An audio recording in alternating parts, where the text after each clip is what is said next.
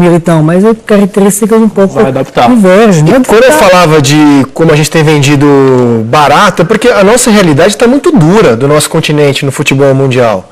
Né? Se a gente pegar de 2006 para cá, todos os campeões europeus, final europeia em várias Copas do Mundo, né? 2006, 2010 e na última, 3 das últimas 4 finais europeias. Clubes, então, nem se fala. O predomínio dos clubes europeus no cenário de clubes é um negócio cada vez mais abissal. Prêmio de melhor do mundo só tem um sul-americano indicado entre os jogadores, que é o Messi. E atua na Europa, evidentemente. Só tem um sul-americano indicado entre os técnicos, que é o Simeone, com pouquíssima chance de estar entre os 3. Então, o futebol está muito centrado nesse momento na Europa, a gente está muito na periferia do futebol. E a gente está cada vez mais mercado vendedor barato. Olha como eles se valorizam assim que pisam na Europa. O Malcom, por exemplo, quando eles vendeu para o Bordeaux, que é um clube médio da França, vendeu para o Bordeaux por 22 milhões de reais. O Bordeaux acaba de revendê-lo ao Barcelona por 180 milhões, meus amigos. Em 2 anos, o jogador está valendo 6 vezes mais. Atuando no campeonato francês, não é que ele brilhou na Champions. O Richarlison, o Fluminense vendeu bem até para o padrão brasileiro, para o Watford por 55 milhões. O Watford agora revende ele por 212 milhões. O rendimento na Liga Inglesa pesa, eu sei, mas olha a diferença. 4 vezes. E o Alisson foi vendido pelo Inter por um valor até interessante para o mercado brasileiro, 22 milhões de reais. Só que agora, depois do desempenho dele, especialmente na última Champions, a Roma vende ele para o Liverpool por 275 milhões. Mais de 10 vezes. Então, assim, a gente vende muito barato pelo que eles valem depois de 1 ou 2 temporadas na Europa. Eu fico meio triste vendo isso, porque é a nossa realidade. E os brasileiros continuam valorizados. Eles podem não estar aqui quando atuam no Brasil, mas dá uma olhada no que representam os jogadores brasileiros só nas negociações dessa janela, os que atuam lá e aqui. Por exemplo, o Alisson, como a gente já falou, vai somando aí, 272 milhões. Custou o goleiro brasileiro, o mais caro da história. O Fred, que disputou a última Copa do Mundo, foi comprado agora por 257 milhões pelo Manchester United. O Fred estava no Shakhtar. O Richarlison, como eu já falei, 223 milhões.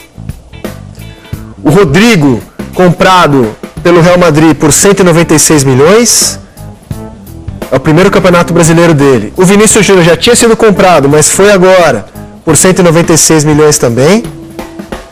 O Fabinho foi para o Liverpool por 196 milhões, ele era do Mônaco. O Malcom, como a gente já informou, 178. O Felipe Anderson, que está bem fora do radar aqui nosso, é a contratação mais cara da história do West Ham, deixa Lazio e vai para a Inglaterra por 165 milhões. O Arthur é comprado pelo Barcelona por 135 milhões. O Paulinho foi para o Bayer Leverkusen por 78 milhões. E o Militão por 30 milhões. Só esses jogadores brasileiros já movimentaram na atual janela europeia 1,9 bilhão de reais. Só esses aqui. Então, assim, o nosso jogador ele ainda tem um peso, ele ainda vale muito. O nosso futebol é que ele está valendo cada vez mais. Eles são os clubes europeus. É isso. A exceção do Grêmio, que vendeu bem o Arthur, e o São Paulo do Militão, mas fica com pouco desses 30 milhões. A gente ganha rebarba, né? Então o Corinthians, como clube formador, abocanha uma porcentagem do Malcom. O São Paulo conseguiu colocar no contrato do Militão, isso foi uma boa sacada do São Paulo, que numa venda do Porto direta para um outro clube, o São Paulo tem direito a 10%. Mas é a rebarba. E a evolução disso, posso estar enganado, vocês que acompanham mais de perto, na minha opinião, é cada vez mais cedo. Cada vez os olheiros, os clubes europeus vão vir mais cedo aqui, vão olhar cada vez mais as categorias de base e essas compras, essas 3 menores de idade na lista. Rodrigo, Paulinho e Vinícius Júnior. Falar com 13 anos, isso aí a gente vai começar a ver com naturalidade. Quando o jogador estreia aqui pelo time profissional, a Europa já sabe absolutamente tudo sobre ele. Formação, estrutura física, onde nasceu, quem são os pais, quem é o agente, antes de estrear. Inclusive, você pagar menos, chegar lá em alguns anos e desse caminhão de dinheiro. Mas isso, hoje em dia, com informação tudo globalizado, é normal. Você tem acompanhamento, tem um scout, todo clube grande, até agora os clubes brasileiros já começam a ter seus olheiros, digamos, os seus scouts, tanto nos campeonatos que lhes interessam, onde eles têm um mercado e possam ter um mercado, né? Clube grande europeu e olha, o mundo inteiro, né? Agora, dependendo aqui no mercado. Um negócio que é o seguinte, aqui você pode ter no elenco quantos jogadores quiser, lá pode ter 25. Lá você tem a seu orçamento, seu planejamento, sua filosofia, você acompanha aquilo bem traçado, bem filtrado, fazer uma peneira muito bem cuidada, e quando contrata os seus jogadores, mas com um elenco de 25 jogadores. Então você precisa aproveitar, você não pode errar muito. Então, esse cuidado é muito dobrado. E onde era, inclusive, muito mais, eram com jogadores brasileiros. Porque mesmo assim, quantos jogadores brasileiros são vendidos, são comprados de mundo lá fora, pisam e voltam, porque não são profissionais. Não se adaptam. Não se adaptam, porque brasileiro está um pouco amimado, dependendo de onde. Gabigol é um exemplo muito grande disso. Recente, né? Mas tem várias e várias. Outra coisa que é problemática, todo mundo está querendo um jogador brasileiro. Todo mundo está querendo um jogador sul-americano. Agora, querem aquele que apareça. E uma vez quando aparece, para vocês pode parecer barato, que está vendido, para alguém pode ser. Exemplos. Um monte de clube lá querem comprar um jogador que quer pagar entre 5 e 10 milhões de euros. Aí quem? Você fala os jogadores que têm potencial para o futuro? Mas esse você não está jogando ainda, mas esse jogou pouco. Mas uma vez quando jogou, há 6 meses no Brasil, já não é mais 5 milhões. Já são 10, já são 15, já são 20. Se ele for sair daqui e jogar lá na Europa, uma temporada já quanto vale? Olha o exemplo de jogadores que jogaram uma temporada. E já multiplicaram para nós, dobraram. Com todo respeito, a gente mostra, é um campeonato legal. Mas assim, o Malcom foi um destaque do campeonato francês. Não é que ele arrebentou na Champions, de um time mediano.